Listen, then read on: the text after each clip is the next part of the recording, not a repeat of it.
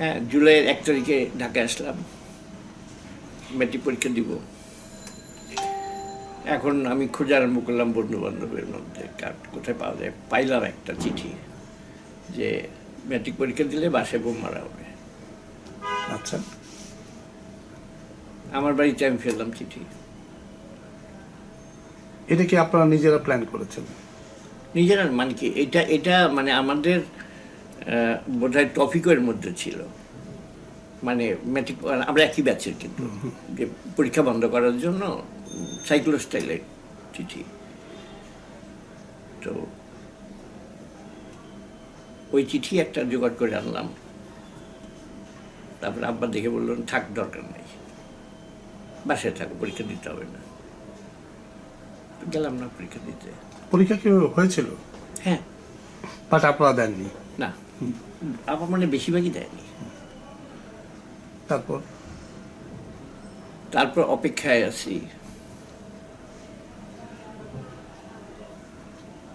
এর মধ্যে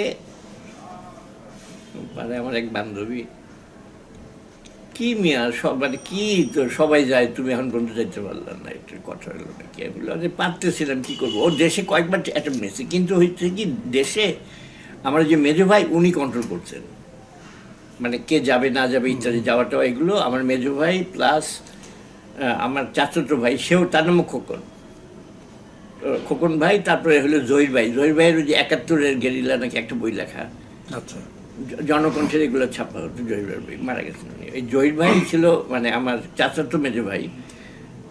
তো জহির ভাই সবার আগে চলে গেছে।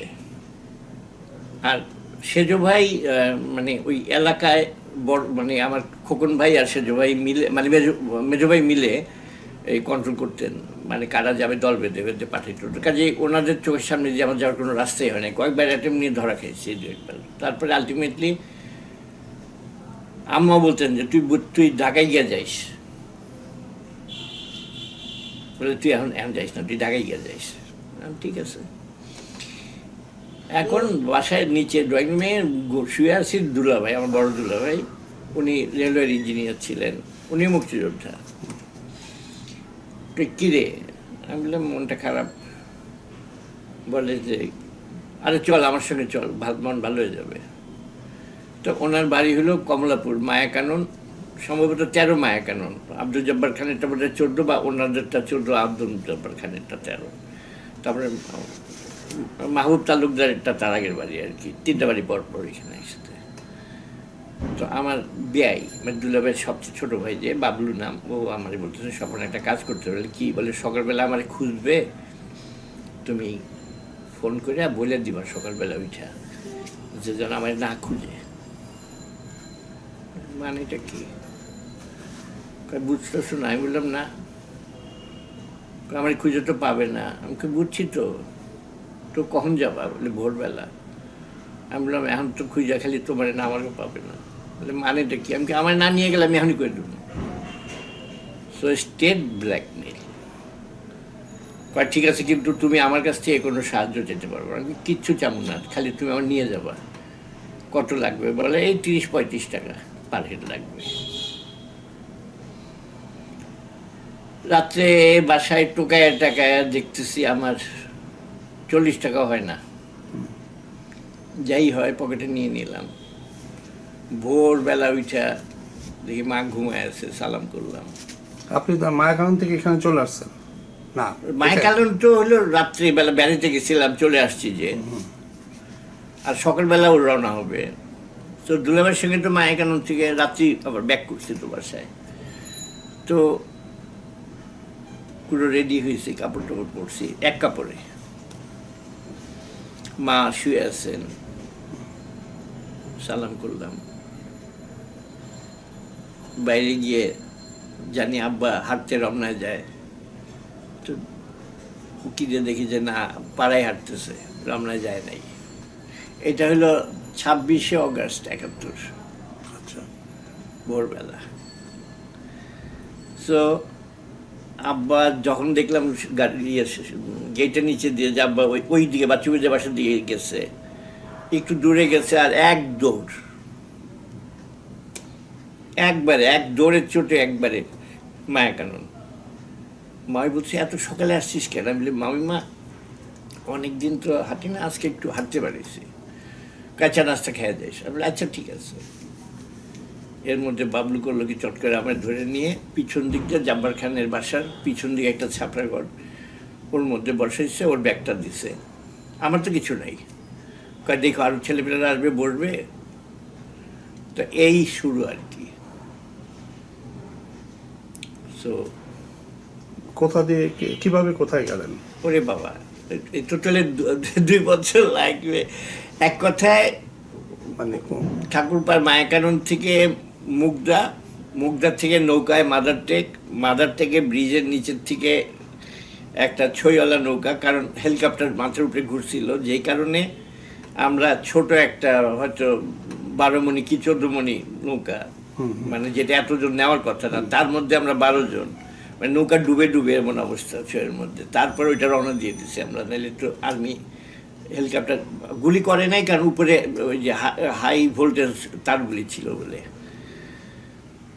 মানে এমন একটা অবস্থা যে এমনি যে শুয়ে আছি, আরেকজনের ঠ্যাং এখান দিয়ে, বা আরেকজনের মাথা এখানে, আবার আমি একজনের ঠ্যাঙে মাথা, মানে পুরো মানে ইয়ে হয়ে আছে আর কি। এবং আমরা যে নদী পার হচ্ছি দেখতেছি আমি যে মানে পানি ছিটে আসতেছে, মানে ডুবলে একসাথে সব শেষ, ডুবে নেই সামহাউ।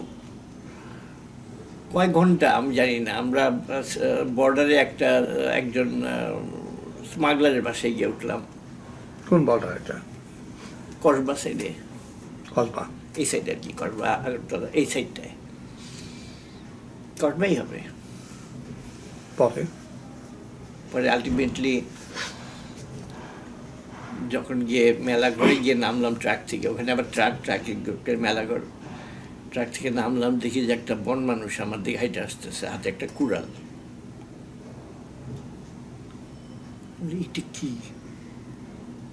মানে গোছ মারা, খালি গায়ে, হাতে একটা কুড়াল, একটা বন মানুষ আসতেছে আমার কাছে। আইসা বলছে ওই খবর না রে।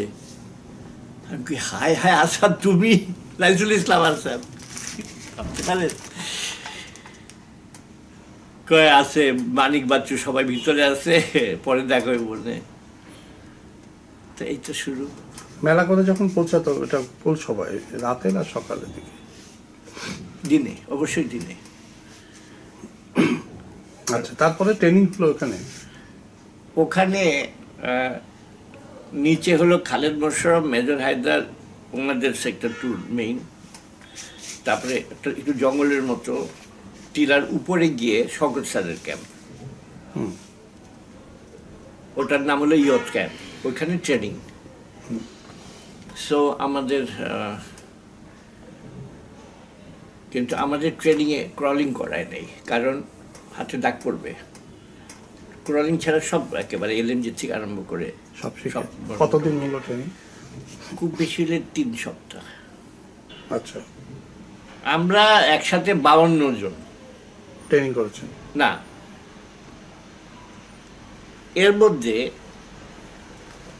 ঢাকায় কিন্তু অপারেশন শুরু করছে যাদেরকে বলা হয় ক্র্যাক প্লাটুন। এই ক্র্যাক প্লাটুন কেন নাম হয়েছে জানেন? এটা খালেদ মোশাররফের একটা comment, this all are crack boys, ওই থেকে নাম হয়ে গেল ক্র্যাক প্লাটুন। খুব বেশি হলে 20-22 জনের একটা গ্রুপ ছিল, লিডেড বাই এই বীর প্রতীক হাবিবুল আলম,